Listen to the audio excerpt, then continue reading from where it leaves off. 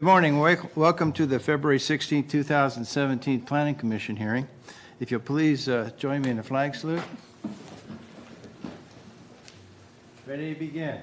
I pledge allegiance to the flag of the United States of America and to the republic for which it stands, one nation, under God, indivisible, with liberty and justice for all.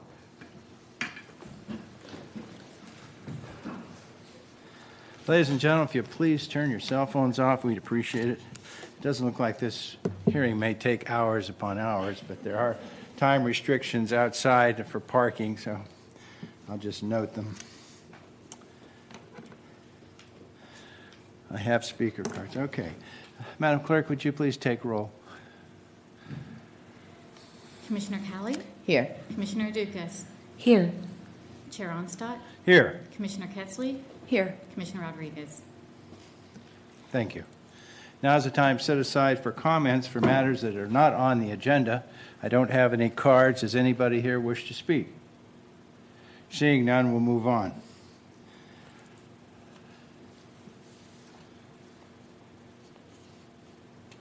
Next item is the minutes of the last meeting. Do I have a motion? January 19th.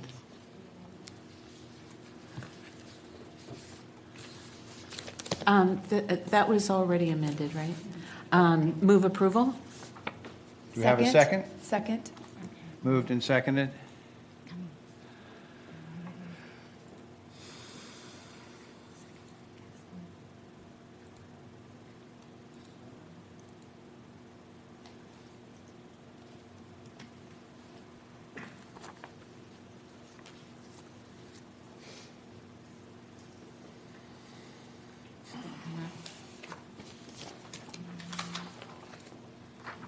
Did we get that up? I didn't notice it got up.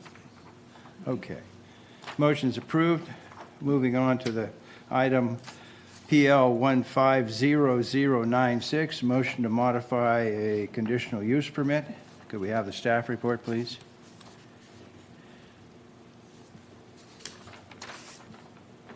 Good morning, Chair Onstadt and members of the Planning Commission. I'm Becky Linder, and I'm here to present the Gold Coast Radio staff report, conditional use permit number PL 16-0096. The reason why we're here today is because the proposed facility is considered a non-stealth wireless communication facility that, because according to the ordinance, non-coastal zoning ordinance section 8107 45.4 F3C, the Planning Commission or the board is the assigned decision maker making authority for the proposed communication facility. If it's a non-stealth facility, it may be approved if one or more of the findings can be made, and one of the findings that it qualifies for is that the greater height results in the same or reduced visual and environmental impacts when compared to the standard applicable heights. And so the proposed 100-foot height is needed because otherwise the applicant would need two 50-foot towers. And that being said, the applicant and the representative are here, and I don't see anybody else from the members of the public here. So if your commission wishes, I can not give the PowerPoint, staff's PowerPoint presentation, and just give you a brief summary of the project, or I can go ahead and give you the PowerPoint, whatever you would like. What's the pleasure of the commission? What's the pleasure? PowerPoint. Okay, you got it. Okay, so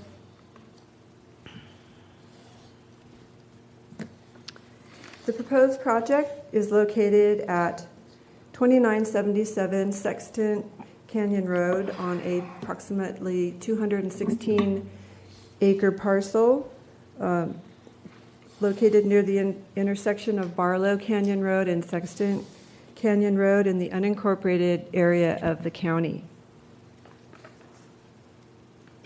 The general plan and zoning, the general plan of the project is open space, and the zoning designation is open space 160 acre minimum lot size. And the project parcel is identified on the map in white and black striped, and you can see the zoning boundaries, general plan and zoning on the map.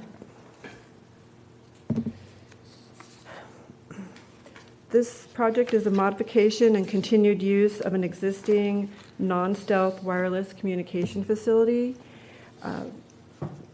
and it would, which is owned and operated by Gold Coast Radio for an additional 10-year period, with equipment owned by various tenants. The facility is currently authorized by CUP 4529-1. Basically, the project is to expand the permit area from 2,800 square feet to 6,000 square feet. It includes the removal of two existing towers, one 93-foot tower and a 100-foot tower, with the installation of a new 100-foot lattice tower and the removal of an existing 160 square foot equipment shelter, and the continued use of an existing 320 square foot existing masonry equipment shelter, the removal of two power poles, and undergrounding of power lines.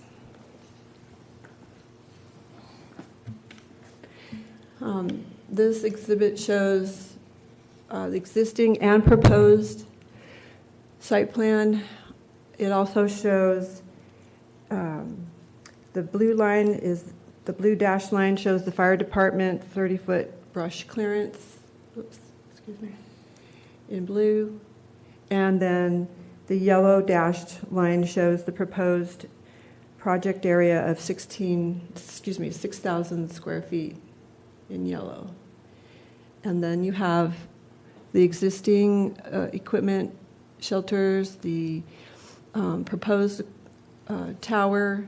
You have the existing towers that are to be removed, and all of those things.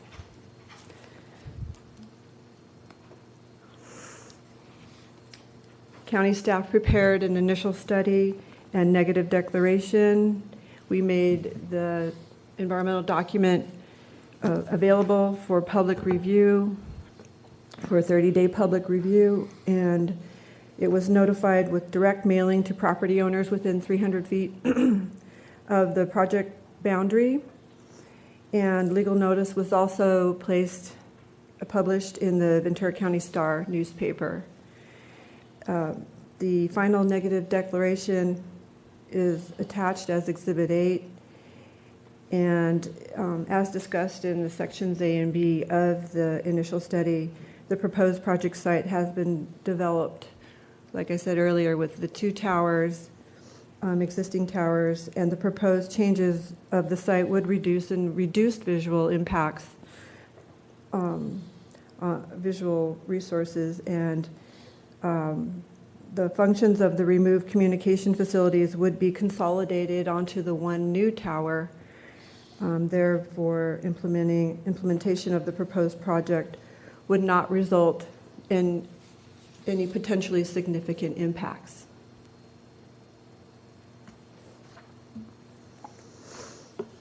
Section 6409A, Federal 2012 Middle Class Tax Relief and Job Creation Act That's hilarious. allows the proposed 100-foot tall lattice tower may be increased to 120 feet.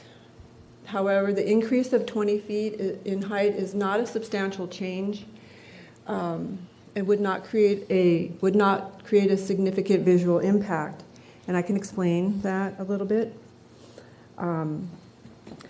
The width of the proposed lattice tower is designed to decrease towards the top of the tower, and a 20-foot extension on the tower, if added to the top of the tower in the future, would only be a few feet in width and not substantially change the cross-sectional area of the tower. which would be visible from off-site locations. Due to the non-solid design, lattice towers partially blend with the background view and are not sharply distinguishable from a backdrop of the sky or the hillside area. The actions included in the project, the removal of the existing towers, the removal of the power poles and overhead wires, would offset the potential future visual impacts even of a 120-foot tall lattice tower, and thus the impacts on visual resources would remain less than significant if the facility was increased to a height in the future in accordance with the provisions of the federal law. However, the increase of an additional 20-foot is not actually before your commission today. It's more just for information.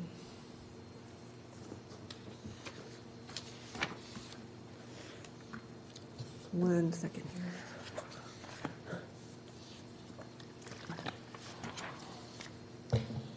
This slide shows a drawing of the towers.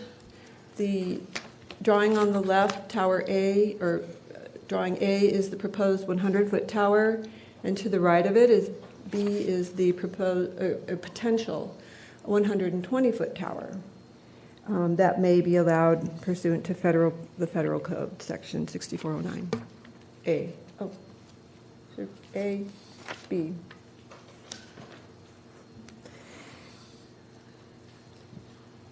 And this drawing shows the tower, the 100-foot tower with the consolidated equipment that will be placed on it from the removed towers. This aerial photo was taken actually by the applicant's representative, and it shows a distance of 0.3 miles and 0.5 miles. The project is here in red at the top, and then you've got 0.3 miles and 0.5 miles. And this was done as a photo sim, and you'll see in the following slides, just to give you an idea of how it will look before and after from those distances. This is the existing wireless facility at a half a mile away. And to the left is another tower, not the project. The project is here on the right. This is existing at half a mile. This slide shows the proposed project at 0.5 miles. So this is the project here at 0.5 miles. I'm just going to go back so you can see it again, and then before, and then after. So you can see it's a lot less. It's less clutter, less equipment out there, and I think, an improved look. The next one is 0.3 miles, which is even closer, of the existing facility, and then 0.3 miles for the proposed tower. Do you want to see? So there you have existing and proposed at 0.3. And those power poles are going to be gone on These the left? power poles right here. No, to the left. Oh, hold on, let me go back or forward. No, those ones are staying Okay. to the left. These ones right here? Mm-hmm. That's correct, they're staying. I hope that's not the access road going up the hill. It is? Oh, jeez. No, it's not. I think it's behind the facility. It's behind. That's a trail. It's a goat trail. Or a hiking trail. I'll show you some pictures coming up here of the access road. It's quite a defined access road. Mr. Chair, members of the commission, the poles you see on the left lead to the other site, which is not before your commission. However, it'll be before your commission shortly, and so you can have a discussion of those poles at the next roundup. These are some photos that staff took of the existing site. In the foreground is the existing masonry equipment shelter here with the door open, and then in the background is the existing one of the existing lattice towers and the metal equipment shelter that will be removed. And then those also are the power lines and the 2 power poles that will be removed. And I'll go to the next picture so you can see everything. So this is everything, showing the 2 towers to be removed, the poles, the lines, the metal equipment shelter, and then the one to remain in the background is the masonry equipment shelter. Here's a good picture of the access road, Commissioner Onstott. So it looks fine, and it looks wide enough for fire. Fire commented that it was wide enough for access, and I think it has turnaround as well. So they should be fine there with that.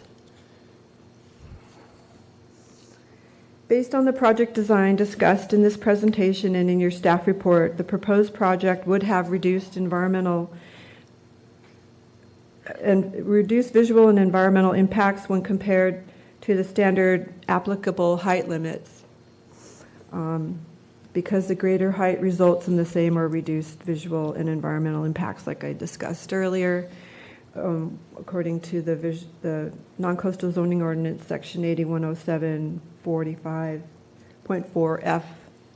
F5C. The project will have reduced visual impacts. Visual prominence would be increased, however, if it was required to be redesigned. The applicant would need 2 50-foot towers to accommodate the existing wireless facility equipment that is now proposed to be consolidated onto one 100-foot tower.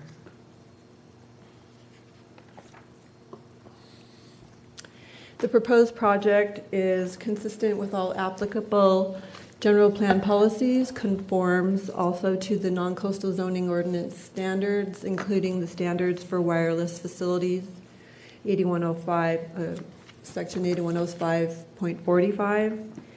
No potentially significant environmental issues have been brought to the county's attention, and the Planning Division provided legal notice regarding the project hearing to owners within 300 feet of this project site, to the City of Oxnard and to the City of Santa Paula, and an ad was also placed for the hearing, published in the Ventura County Star. We did also receive approximately 8 letters, I believe, that were added or sent out as email as additional exhibits in support of the project, one being from the Oxnard Police Department and other various community organizations and individuals, all in support. Staff recommends that you take the recommended actions, your commission takes the recommended actions listed on page 15 and 16 of the staff report, and grant the CUP subject to the conditions of approval. And that concludes my presentation. The applicant and his representative are here to answer any questions you may have, your commission may have, about the operations of the wireless communications facility. Are there any questions of staff? Well, before you do that, we'll have disclosures. Madam Clerk, would you please call? Wake up. Commissioner Callie, I have no disclosures. Commissioner Dukas. I took a trip up to Arroyo Verde Park and looked at the existing facility. You can't get to it. There's a gated road to go to that access.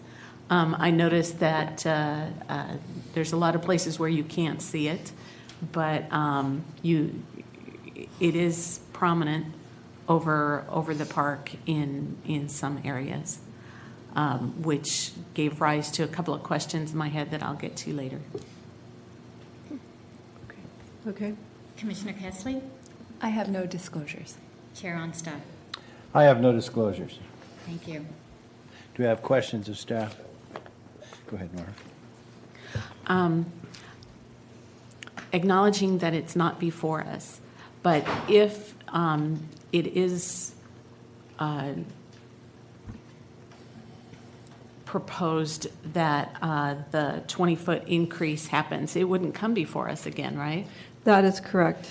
And my question is, there are other things that don't come before us, like whether or not it'd have to have some kind of striping, paint, red and white paint or a flashing light or something for FAA. Is that something that would change with the 120-foot versus 100 feet? So your question is whether there would be FAA striping at the 120 feet and also on the 100 feet? Or No, No. It's not on the 100 feet, but the 120, would it need striping or a light? I don't believe so. I don't think that's the limit. Madam Chair, perhaps, But well, let Brian- I was just, Madam Chair. losing it. Introduce yourself. Brian Baca, for the record. that Chair there's anything wrong Onstott with and Commissioner Idoukis. 200 feet is where the requirements you. of the FAA start. Yeah. Okay. So, Wait a second. Are there any other preemption issues that won't come before us that could affect the physical layout of this facility? Well, the 6409, we present that and we analyze that because CEQA requires full disclosure of the potential impacts of a project. However, your commission and the board are precluded from making land use decisions based upon the applicant's exercise of rights under federal law. So we don't, the 120-foot tower is actually not before us, and even and included with that is that we can't make findings based upon that it might go to 120 later. Procedurally, what happens is that if they want to exercise their 6409 rights, they go to the front counter and seek a ministerial permit for that. And now there's a few provisions of that law that the local agency can apply. In the case of a stealth, like a fake tree, if the increase in height defeats the purpose and defeats the stealth nature of it, we can deny that and send it back to discretion. However, in this case, there's no stealth involved. It's just a simple lattice tower. So the fact is they could come to the front counter and get a ministerial permit for it. And it's not before you other than we've disclosed it in the CEQA document as reasonably foreseeable. Thank you. The other question I had, and again, acknowledging that the 120 feet is not before us, there are a series of canyons, and the terrain blocks you from seeing it at all from certain areas. It made me wonder if the housing development that is, you probably, if you went to an aerial, if you went back to that aerial on your PowerPoint, there's houses. I'm just wondering if the This one? No, the area. no, it's an aerial. Oh, sorry. Okay, I know which one you mean. The overview? Yeah. That one? Or So- wait. Yep, that's the That one. one. See that little finger of housing? I'm just wondering if This one? right in the middle. Right in the middle. This one. Yep. I'm just wondering if the 20 feet would be a new impact for those folks, and whether or not it's even proper to analyze the view shed from a particular neighborhood, or whether it has to be like the park. Well, one thing I can say is that, remember when I was discussing that the additional 120 feet, the tower tapers towards the top, so it's going to be much, and it's lattice at the top too, so it's going to be not a solid tower, so the view should not be significant to them. And Mr. Chair, Commissioner Idukis, for much of the neighborhoods in there, you can't see the tower can't because see you're it. behind hills. Right. And the neighborhood that appears to be closest, that's immediately to the east, you can't see at all because that's in a valley. So now, under CEQA and under our policies, we don't protect private views. So it would have to be something from a public view place. Well, you can see that site from public view places, but by and large, the public view places are quite a ways away, except for Arroyo Verde Park. The public roadways are quite a ways away, and because of the nature of a lattice tower, you can barely see it from distance from 126 and from Foothill, and it's in full clear view from on Victoria Avenue down in Oxnard. However, because of the distance, it just fades into the skylight because it's a light tower with light blue behind it, and you know it's there. You can see the hillside, but you can't see the tower. Okay, thank you for that. You're welcome. I have a question. Is this only going to be used for radio communications, or is it going to be available as co-location for cellular companies? I believe that it's going to be used for both. Yes, there's both, because there's, as I can show you on the well, let's go back.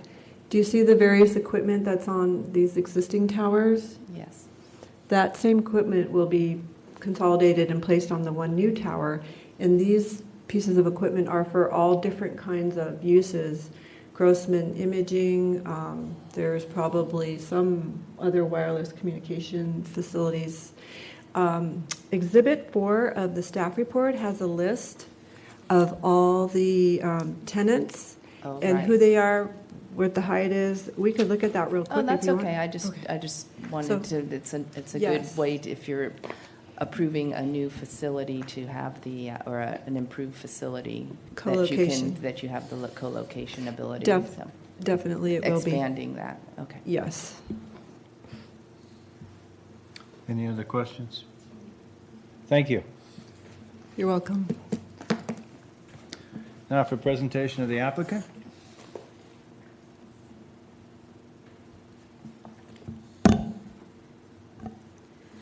Good morning, Chair Onstott, Commissioners, and staff. My name is Caitlin Brooks. I'm a planner at SESP Consulting and the representative for the project applicant, Gold Coast Radio, or KMLA, and they operate radio station 103.7 La MA. I'd like to thank staff for all of their hard work on this project and their detailed presentation this morning. We've been in this process for a long time, so we're all very happy to be here today. As staff presented, well, first I'd like to just answer your question, Commissioner Cali. The proposed tower will be at 61% capacity, so they'll have the ability for future co-location. CUP 4529 has been in operation on Willis Peak since the year 1989. The project applicant has been operating 103.7 La MA from the 100-foot tower on Willis Peak since the year 1996. The proposed tower will replace 2 existing towers and host 4 subtenants with the capacity to add equipment for future co-location. KMLA currently has more than 252,000 listeners, and upon project completion, they will have the ability to reach over 481,000 people. The new tower will provide a stronger signal and better reception for most listeners, specifically for those located in areas near Ojai, Santa Paula, and Fillmore. KMLA is also the primary local emergency alert system radio station for Spanish speakers. The emergency alert system is used to provide emergency-related information in times of severe weather or other disaster. In addition to their emergency alert system designation, with the approval of the project, the applicant will continue to benefit the local Spanish-speaking and bilingual community. Oxnard Police Chief Scott Whitney formally recognized KMLA in a letter included in your Planning Commission packet. The Oxnard Police Department hosts a show on La MA to discuss police issues, crime prevention, police community relations, and allows the public to voice their opinions of community issues or concerns. As noted in the letter, KMLA will readily interrupt their programming and to help find missing persons or locate persons of interest sought by the police department.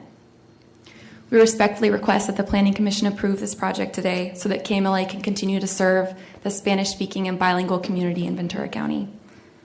The applicant, Willie Gonzalez from Gold Coast Radio, and the broadcast engineer, Chuck Hastings, are both here to answer any technical questions that you might have. Thank you for your time, and I am also available for questions. Thank you, Caitlin. Any questions? You're dismissed. Does the applicant feel required to speak? There are no questions of you.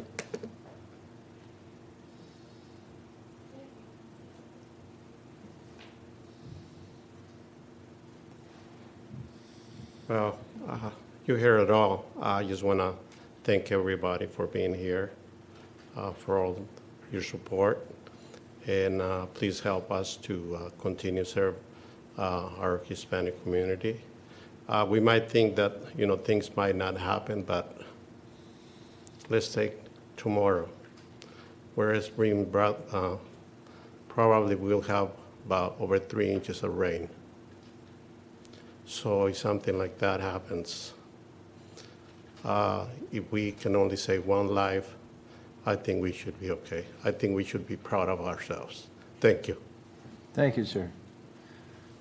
Any further questions? Staff have anything further? No. Then I'll close the public hearing and we'll discuss. Commissioners? Comments? Motion?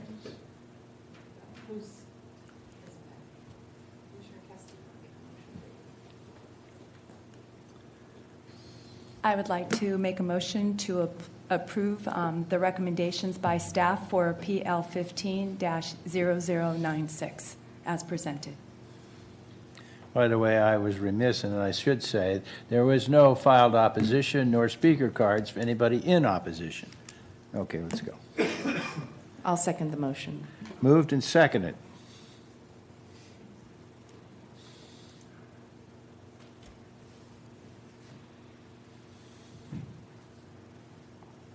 Congratulations and thank you.